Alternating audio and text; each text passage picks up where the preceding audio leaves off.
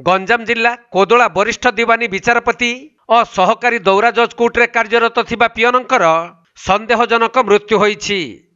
मिलिथिबा सूचना अनुसार संजय नायक नामक जने युवक 3 वर्ष हेला एही कोर्टर पियन भाबरे कार्य करि आसुथिले। आउ कोर्ट निकटरे एक भड़ा घर नहीं रहुथबा बेले गत गुरुवार दिन से छुट्टी रे रहिथिले।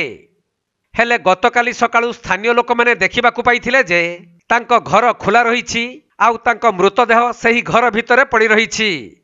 तेणु ए नहीं पुलिस को खबर दिया जिबा परे पुलिस घटनास्थल रे पहुंची मृतदेहटी को जबत करने सहित तांको परिवार लोकन को खबर देइथिले। खबर पाई मृत पियनंको परिवार लोक माने पहुंचीबा परे सब व्यवच्छेद पाई पठा जाइछि। हेले तांकर किपरि मृत्यु हैला ता स्पष्ट होई नथिबा बेले व्यवच्छेद रिपोर्ट आसीबा परे मृत्युर कारण स्पष्ट जना पड़िबो बोली पुलिस सूचना देइछि।